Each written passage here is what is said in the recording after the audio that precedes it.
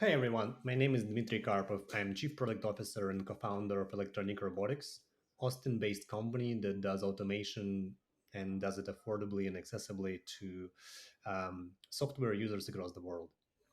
Dmitry, thanks so much for making time to join us on the Ivy podcast. I'm very excited about this conversation. We've been trying to plan this for quite some time. So, before we dive in and talk about all the great things you guys are currently building at Electronic, maybe give us a thumbnail version of your career prior to that. Sure, will do. So I'm originally a physicist focused on laser optics and quantum electronics. I came to the States around 15 years ago to do my PhD and to build lasers. But my career trajectory changed dramatically after I took a couple of classes on entrepreneurship in college. And thanks Microsoft who sponsored my education there, it was really great experience to transition into the technology world. I went for MBA at Georgetown University, and later I joined a company called Ernst& Young, and over time became one of their leaders for early stage innovation, and that's how I get exposure to many exciting automation technologies in applications to real business environment. And around 2019, I embarked on a journey to start my own company with a couple of my co-founders who know this the problem that we are addressing, the affordability of automation, really well. And I left big corporation. I left San Francisco um, to take this challenge, and so far so good. Well, that's quite a background you have, actually starting with lasers, and now you guys are building software automation for enterprise and large corporations. I'm curious to maybe take us back to the early days of the current company you guys are building. What was the catalyst, or what was some of the motivating factors that really stood out to you, that really motivated you to go and partner up with your current co-founders and build electronic? Yeah. The first part of the story is my personal. I got very convinced in automation replacing repetitive labor in office setting specifically. I got this conviction from pretty much seeing the impact that automation like RPA, robotic process automation, made at EY. Ernst& Young is a collection of global firms, a lot of complex financial relationships, a lot of intra-firm transactions. A lot of people were supporting this financial infrastructure for global partnership to operate together. And we started to create bots to do these transactions, and the bots that do that, they need access to financial systems. And by the policy, if you need access to financial systems, you need to have an HR record for that. We need to create an account for you in all the systems. And over time, we implemented so many bots that there was a question of how many real employees are in the company, because there were more people in HR systems than people on the payroll. So who are these 5,000 people, let's say, who don't receive salary? Oh, these are software robots just pretending to be humans from software perspective. They mimic human actions. I lived in New York the time I took a subway ride, thinking about like what I've just learned in terms of like business complexity of understanding how many people you have employed, because from HR records they're not different from robots. And at the same time, I shared some of my kind of early excitements a year ago, maybe before that, with my friend Sergey, who was an implementation partner for one of the pioneers in RPA, UiPath, big enterprise company now. And he generated demand for services himself, essentially doing marketing, and he received inbound requests. And by that moment, he had experience of implementing the technology for big banks, for telecom companies, for really big companies. And I had experience of doing the same for, let's say, Bank of America and that type of size of clients in the States. And he tells me that in his marketing, he receives inbound leads that are smaller companies. And when he looks at current software stack that he needs to propose them, he understands that the budget would never be there. These companies cannot afford automation. But at the same time, processes in these, say, mid-size, sometimes small companies were not different from enterprise processes. Repetitive actions, not integrated software stack, legacy software stack. You need to put automation layer on top of that. And he got the idea, okay, let's build a software vendor, which is very different from being an implementation partner of a software vendor. Mhm. um, that's how it all started pretty much. And then Y Combinator came in as second chapter of the story. It gave us a lot of exposure um, to our financial partners, our investors in the future, and they believed in our idea that you can make automation tools simpler, you can make the business model easier for small companies. And over time we started to what's called like hockey stick growth. And then another part of the journey, COVID came, and the COVID killed that hockey stick growth very quickly, because people stopped to, picking up the phones. There was different agenda in the world than just automation software. And it made us really think about the customer base we have and identify their subsegments that were really growing better, and then we were still able to talk, like, who's still buying from us. And we build our next hockey stick growth on this idea that we will focus on specific segment called IT service providers.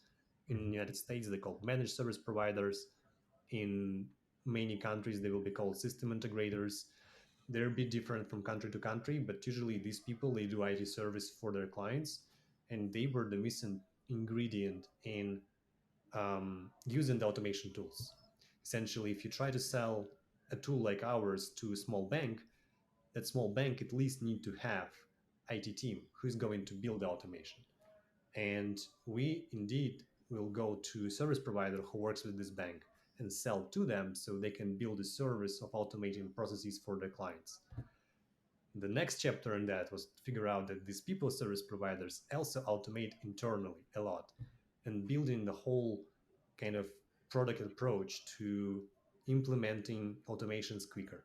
Uh-huh. There are many technology tools that I want to talk about, but we're entering a new chapter of our business when we introduced AI so much in the development process that it became much easier to build bots, even for very junior IT talent.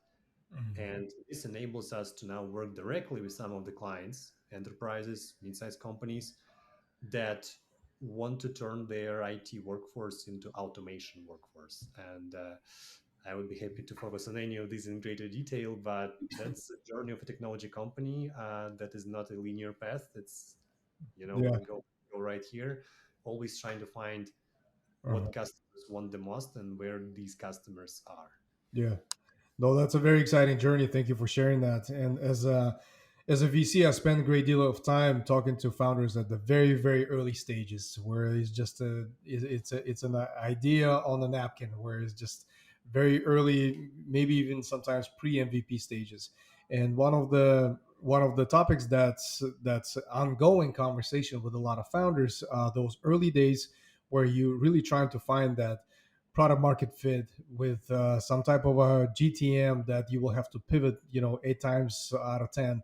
Maybe take us back to those early days, maybe even pre Y Combinator, where you guys were still trying to find that very initial product market fit. How did you guys go about this? Maybe share some of the experiments that you guys actually ran to be able to gauge that interest, especially when you deal with, such a complex solution, of automation that geared towards, the enterprise. Curious to get some of the examples from those days. um, Thank you for pushing me back in memory to that awesome times when you don't have a product. Right. I mean, I lead the product, and I love it a lot. But when you don't have a product and you're building one, that's even more exciting, because you're pretty much you need to use different ways to experiment rather than having a product and being able to sell it. So my first advice to anyone in this, specifically in B2B context, I'm not a professional in B2C by any mean. We like to talk with my co-founders a lot about this is so different area from B2B. Like, I didn't understand it in the past. Now I know it's very different. So if you're in B2B, you need to experiment through sales and through sales only. Like, feedback that users give you, showing, looking at something, is on, you can rely on that only very, very early. Then you need to start selling. So what is automation product? It's a software that Mhm. runs on top of other software, doing something that otherwise will be done by either a user or someone who will write a script, or let's say developer, those who can automate with code, which is like the art. And you when you sell automation, you know people buy, of course, the way how you build automation. But in the end of the day, what creates economic value is this gain of not doing things repetitively or automating cheaper. So essentially, the first product was a black screen with a couple of green blocks that represent the process. It was doing something very, very technical. But showing that and saying, look at this, this is not something that like we're going to scale as is, but I can solve your problem. It will be like affordably for you compared to any other alternative. And we will build the functionality that maybe you don't see in this box right now because it's point to something. So our cycle between the first code was written and the first deal we closed on tricky terms, like there was success, like we got paid not all the money up front, of course, for that and so on. But when we entered commercial relationships that were like certain on paper that if we deliver success according to criteria of success, we get paid. It was just 6 months. So it's really hard to believe that in enterprise you can get there so quickly. But if you really think from the idea that you need this money to validate what you're building, to get investors, team, and so on, then you'd better design your MVP process Hmm. to be able to sell at the first iteration of your MVP. Essentially, commercial MVP concept should technically replace MVP concept. Of course, you will go through MVPs to get there through stages, but commercial MVP is much more important than just MVP. Yeah. Because typically, I mean, maybe if you're building something innovative to the degree that no one else in the world seen a principle, even like a success in the area that you're achieving. Let's say you're doing, you know, flying car, for instance. Of course, your MVP can be something that just flies, but not doesn't can it take you from A to B. But in a world where of software automation, where pretty much the user experience comes from a combination of many many factors, and none of them is very very unique, with some exceptions for AI. Let's say that I can get back to that. Hmm. You don't need to prove that this works. You need to prove that your product solves client problem. That's what you're trying to prove.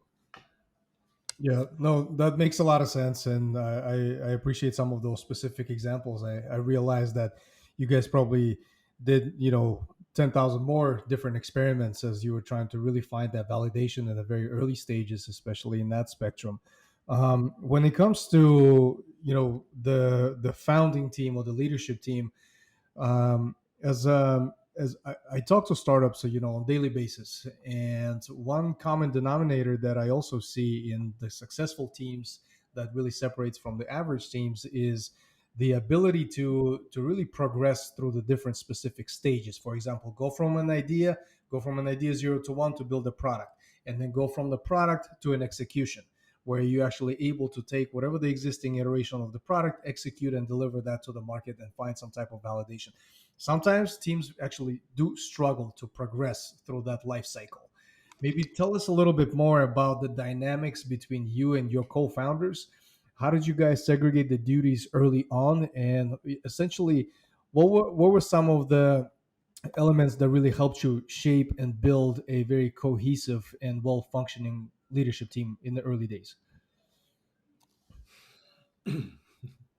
That's a great question, I think.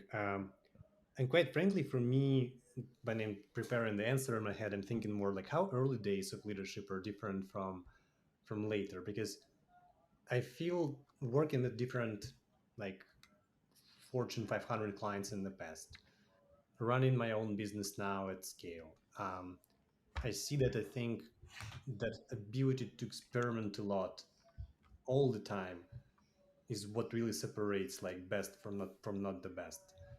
And I think that if you're successful in doing that at early stages, then probably you're successful at scaling that if you don't replace founding team with management team. Probably. But let me unpack this. I think um, so the question is how building that. So I think that the role of the management team in early days a lot is about confidence. You need to exhibit confidence when you're dealing with unknown. Like, if let's say I was responsible for marketing in early days of the company. You're preparing a campaign. You have five people working on that separately. Let's say designers, traffic managers, whatever, building landing pages and so on. No one knows if that would work or not. And you as a leader need to exhibit confidence that it will work. If not, it's still good. We will do one more iteration, two iterations, 10 iterations, whatever it takes, but we will get to the result when we will see high conversion numbers. If that would not be a trait that a leader of that team exhibits, then at a certain moment, from first iteration never works. At a certain moment, people will start depressed because they will see trying, doing, and that not working. And that's a comfort. There should be comfort for the whole management team in early days to live in this state of failure every day, still a lot of positive energy, a lot of confidence, but something always should get better from day to day. If that happens, then that's something that you build on, and being able to show that to the team Uh-huh. without being too optimistic. Because if you're too optimistic, like whoever cares about the result, if you say that, you would not get there. You need to say, we care, we're doing our best, we do it iteratively. Sorry, maybe today we would not see the success. Hmm. Today we'll see small success in something. We'll understand something better about the world.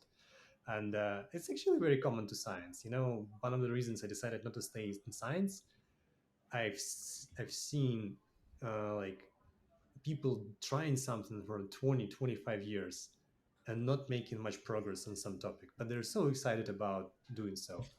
And at the same time, some people really like creating a lot, impacting a lot, publishing a lot of articles, getting high Hirsch index and so on. I'm from a family of scientists, and I learned to me still being in a science even is riskier than being a startup founder, Hmm. because startup founders, you can easily switch your ideas. Quite frankly, you can do B2B enterprise and in 2 years do a B2C app or dating app. Many founders, they jump from topic to topic, Yeah. but you can't jump from chemistry to physics in 2 years, maybe in 2030. Hmm. Or you cannot jump between topics in physics. They're so different. There's experimental physics, theoretical physics, and so on. So you kind of have less opportunity to do step left, step right. So, short answer to the question, being able to control optimism and at the same time drive this optimism among the team members in a way that allows company to learn more. That's, I think, the core competency. I've spent a good portion of my career in enterprise myself in the corporate sector in states here, working for Fortune 100 organizations in the technology spectrum and also in project management and so forth. And one thing that's also always stood out to me is the complexity of the sales funnel that flows through the entire, when dealing with enterprise. It's completely different ball game if you're working, in D2C or some type of direct to consumer type of product. But when dealing with enterprise and B2B sales, completely different ballgame.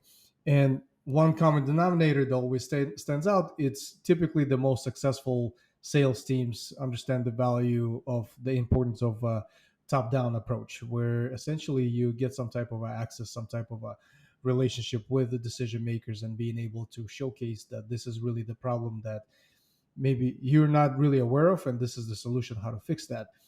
Tell us a little bit about that discovery process and how did that really help you guys build out that sales force that you guys currently have that actually works when dealing with complexities of the enterprise sales funnel. What are some of the things to look out for, especially when giving an advice to early stage startups that are trying to penetrate the complexities of the enterprise sales? Maybe share some advice if you were to go back, when you guys were just starting out and talking to some of the decision makers. What were some of the discoveries and lessons learned through that process? Great question. I think very early in our actually Y Combinator experience, Sergey, our CEO and my co-founder, and I, we sat together and we took a training in understanding buyers' personas.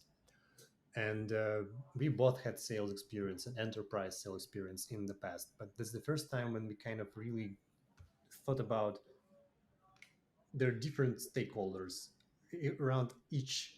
Maybe not each. Maybe I'm stepping making too generalistic statement, but typically when you sell something that interfaces with both business users and technical users, like automation, one develop, other use, you do have multiple buyers. Yes, there's one decision maker, maybe one champion, but fundamentally they have different pain points. Hmm. I can unpack it for automation case. Yeah. Let's take a look at the bank.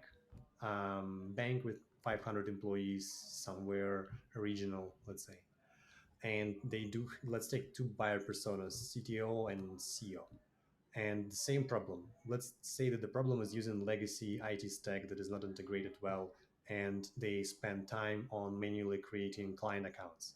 Like, you come to a bank and you start creating an account, and it takes a lot of time.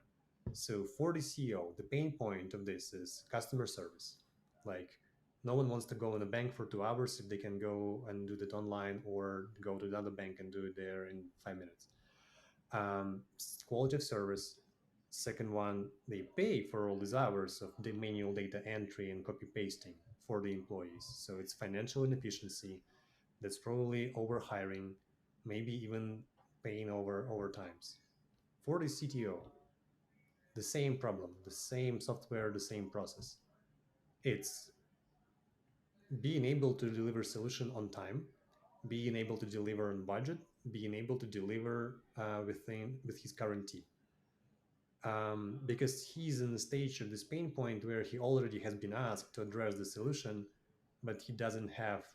But his alternatives are essentially either investing a lot in upgrading the software stack, or building custom built code, or maybe even apps that will actually amplify the problem in the future. So the same problem, absolutely different motivation, different messaging, different pain points, different thing you're going to talk about when you meet these people. And you need to understand where both of them are in their buyer awareness journey, and what's important for them. But even budget questions seem very differently between them. Yeah. Um, Even if CEO completely trusts on the CTO in terms of the buying decision here, if CTO is a buyer, it's still like you cannot bypass CEO in this buying process. And I think bigger the company in automation context, greater the complexity, more stakeholders involved. Then there is a security team involved, and many others who are.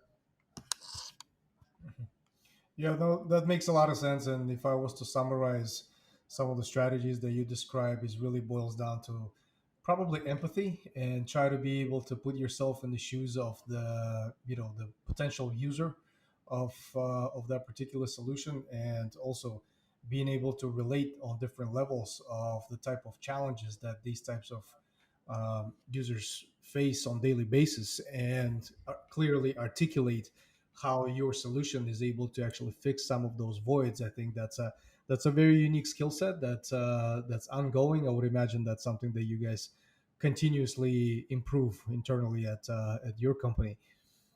To shift topics a little bit further on the very complex space for every founder, for every CEO, which I would argue with anybody is the most important task for every CEO, is hiring and surrounding yourself with the top talent. And that's a 24/7 job, whether you're actively recruiting or not. Um, Share some of the strategies that really help you through this journey to be able to build a rock star team, to attract the top talent, and then more importantly, how do you retain the top talent? Great question. We are, I think, blessed enough that Sergey hired exec team that's still with us, like, through all this journey. Pretty much most of the people who lead our all VPs, I think we do have, they are with us for a while.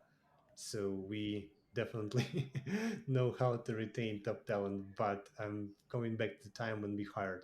Actually, I think it will be more interesting for if I tell the recent journey. I'm hiring my product team currently mostly in countries of Latin America. Why? Because there are many professionals there. I think it's very underlooked market for talent for US based companies. Time zone allows you to work together. technology ecosystem there is booming. Even in small towns, there are talented developers, product people, and so on. Some discipline may be less developed there in terms of like number of professionals with specific background. Let's say customer success, I think is challenging, but product is not that challenging. So then there is a question: how you, as U.S. company, find the best talent and get them. Hmm. So the first one lesson how to do that is proactive position. So don't wait for people to come to you. We live, yes, in remote global world and so on, but they don't know your brand likely unless you are Procter and Gamble or something like that. I mean, okay, there's like Procter and Gamble's of IT world, or like Google's and smaller Google's. So if you are a company like ours that has a brand, even in Latam in terms of our client base and brand in the States for sure, likely most people never heard about you. So you need to reach out to them proactively. LinkedIn is place where I think you should go, because if someone is not on LinkedIn, I will be surprised like to learn that they have very great professional experience. It's just the place where the world connects professionally. You will expect someone who like whom I'm interested in, people who led products to new products to market. Uh-huh. So if someone successfully delivered a product to the market and maybe then change the job at a moment of time, they definitely have it on their LinkedIn profile. So it becomes to your proactive position as employer, then you need to engage with them. And of course, the best way to engage is to start talking to them. But you cannot talk to everyone, so you need someone on your team to help you narrow the pool of candidates you want to discuss. That's standard. Um, how do you do that? So you need to be able to speak the same language as your recruiting team does. Recruiters, they hire for different functions, not necessarily they understand all the nuances between different product roles. Like I'm looking for product owners and product managers who do have more like B2B funnel experience, someone who can lead new channel creation for a product or who can identify a channel for a new product in the market. So we need to create some common language with recruiter about how this position is different from maybe some other roles, and they need to be able to communicate these to candidates, because we want people who come to talk to our product team and ultimately me from my team to understand whom we are looking for, and we need to validate that they fit. So we create a detailed scorecard with questions that are human-like questions, not about like how many experiences you have in doing so, but how you do things. That's how we expect things to do. Is it something you had experience in the past or not, or want to do? Um, so that allows us to hire globally. We in the past hired in Australia, in India, in many, many countries successfully. And I think now our workforce sits across 25 something countries. Hmm. Yeah, and being an automation company, I would expect nothing less than fully automated, well documented process when it comes to sourcing, recruiting, interviewing, onboarding, and retaining the top talent at your guys' organization. And that makes a lot of sense what you're talking about. And also, furthermore, what I'm picking up through the conversation is that you also, when you talk about speaking the same language, I would relate on so many levels, being able to also create a two-way street of a conversation instead of the interview, where you also provide the candidate with an opportunity to ask you questions and make the same determination whether you are a type of leader that they can succeed under. Is this the type of environment and the culture that they can actually cultivate and grow within the organization? So that makes a lot of sense what you're talking about, the strategies, how to attract and retain top talent. The last portion of every episode on Ivy podcast, Dmitry, I like to focus on you personally and how maybe strategies that you retain to keep yourself informed on all the things that are going on in your industry, or maybe even outside of that, the content diet, so to say. Share some of the sources that you consume on a daily basis to keep yourself ahead of the curve. I'd like to give an unconventional answer, but really, really, really working for us. Uh-huh. Reddit. We read what our clients write about our topic, our domain automation on Reddit. Mm-hmm. And for instance, managed service providers, our core industry in North America, I'm surprised to see like most companies being there and being there actively. And I've heard it from many vendors who sell to this industry that they see that number of active users on Reddit pretty much matches number of client of potential companies in the States.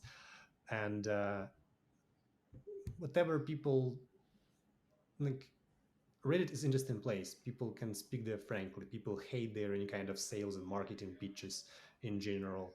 They're very authentic, and ability to read authentic thoughts of your customers or of your potential customers, and they share different technologies there is quite frankly much more interesting than just to read a digest of technologies and so on. I mean, of course, monitoring competitors, um, popular places where people write, community forums of different vendors or different online communities. But to me, the most interesting today is reading, kind of listening to the thought process of my clients.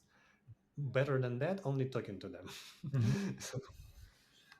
Yeah, and that's powerful because at the end of the day, if you're able to actually solicit and not only solicit but also hear what the customer is actually talking about when it comes to maybe not even specifically your product but just the space in general, that I'm sure it gets you a lot of ideas as the head of product on some of the things that you would need to implement as part of your roadmap. So that makes a lot of sense.